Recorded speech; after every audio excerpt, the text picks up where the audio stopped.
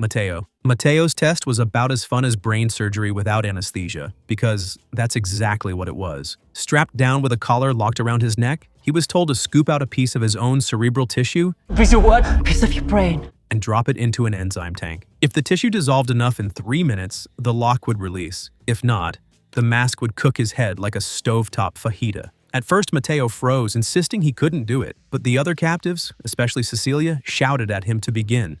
Nothing like a little peer pressure to push a man into self-lobotomy. Trembling, he sliced into his own skull, pulling out a bloody fragment of brain and dumping it into the tank. For a second, it seemed like he might actually make it. The tissue fizzed and broke down, but the process dragged like molasses. The timer hit 0 before the reaction could finish. The coils inside his collar ignited, glowing red hot, and the mask clamped shut around his skull. Mateo thrashed wildly, his screams muffled under the searing metal until he went still. When it was over, the smell of charred flesh hung in the air, and the others stared in shock.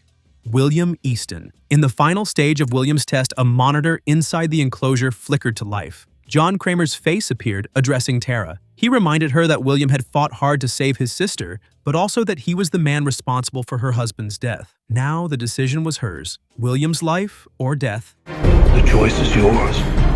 As William stepped closer, a pressure plate revealed the mechanism. An ominous lever marked "Live above and die below." Both William and his sister Pamela begged Tara to show mercy. Pamela pleaded through tears while William desperately argued he had changed. But Tara, consumed by anger, admitted she wanted him dead. Not just for her family, but so he could never hurt anyone else again.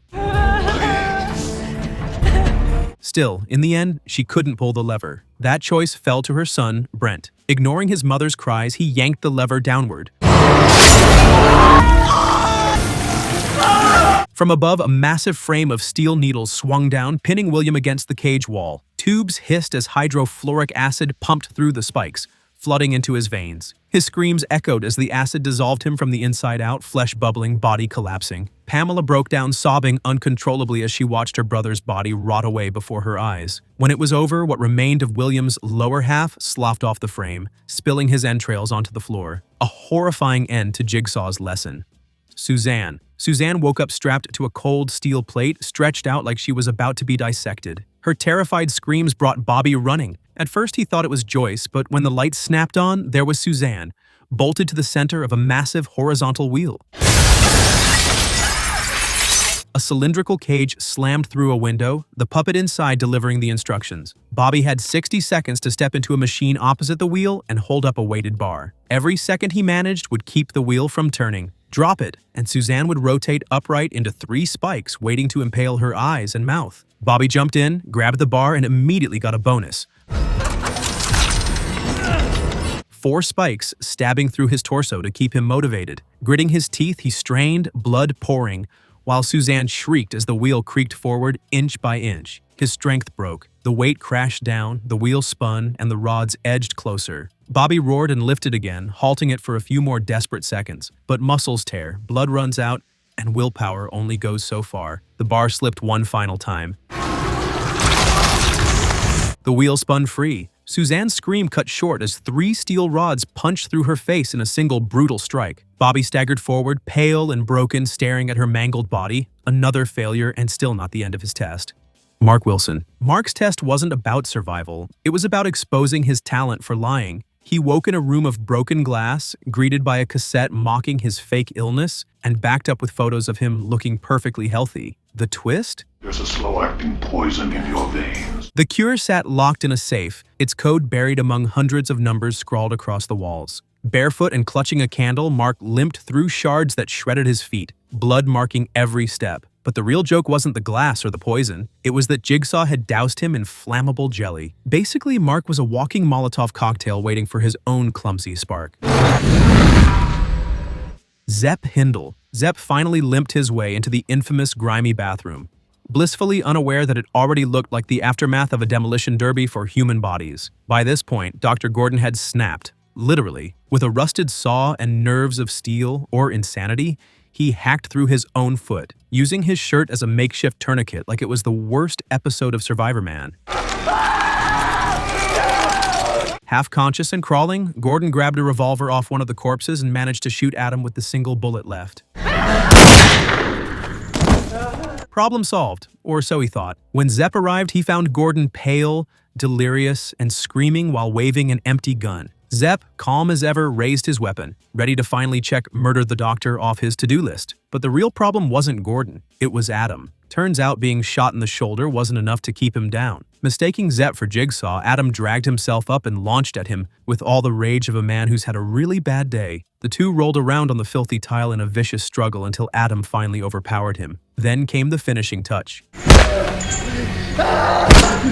Adam grabbed the heavy lid of the toilet tank and smashed it into Zep's skull. Once, twice, over and over until the man was a bloody, motionless heap. Xavier Chavez. Daniel and Amanda's walk through the filthy tunnel didn't lead to freedom. It dumped them straight back into everyone's least favorite Airbnb. Your chains. What are you doing? The grimy bathroom, complete with the rotting corpses of Adam and Zep still decorating the floor. With nowhere left to run, Daniel collapsed and played dead, which, given the decor, was almost convincing. That's when Xavier stormed in, fueled by rage and a total lack of subtlety. He demanded one thing: the numbers tattooed on their necks, the final pieces of the safe's code. Amanda, calm under pressure, pointed out the obvious. You still don't know your own number. A normal person might have considered teamwork. Xavier?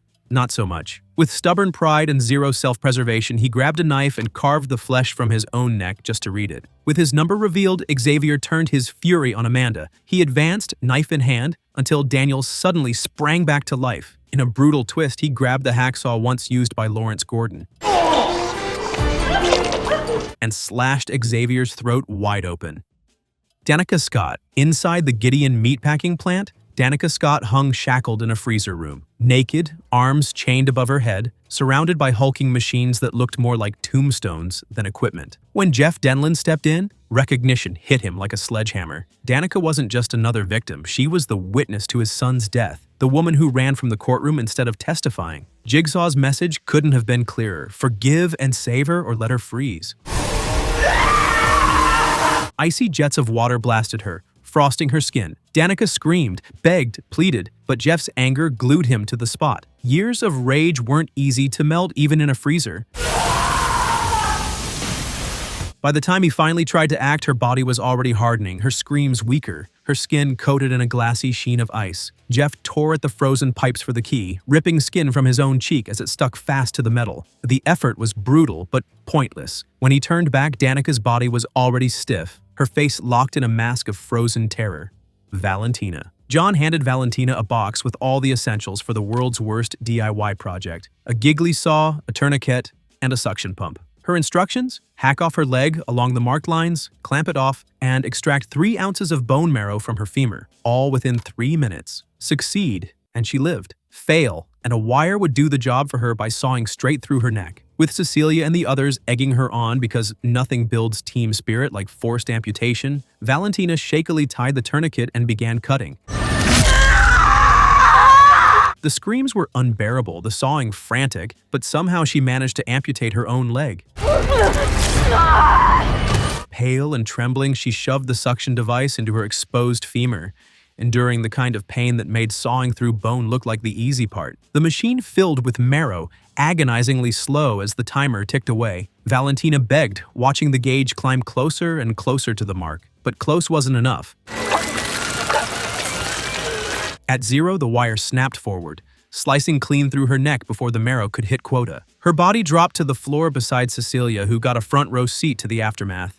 Alan. In the zoo's aquarium chamber, William stumbled upon another cruel choice. A darkened tank loomed before him, its glass reinforced and menacing. At its base sat a panel with 2 chained handles. Above them, 2 monitors displayed a chilling command: take them. At first, William tried to ignore it, but the strap on his arm began to beep, reminding him that disobedience meant instant death. Reluctantly, he gripped the handles.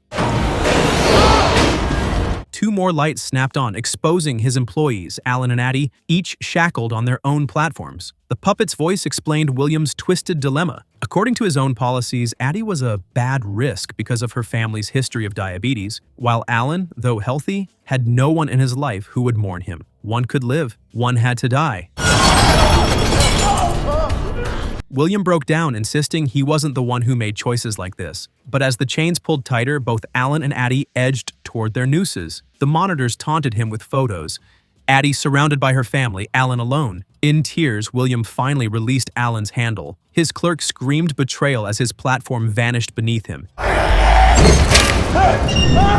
sending him crashing into the glass before his body snapped taut, hanging lifeless in front of William. Blood streaked the pane as Alan was hoisted upward and out of sight.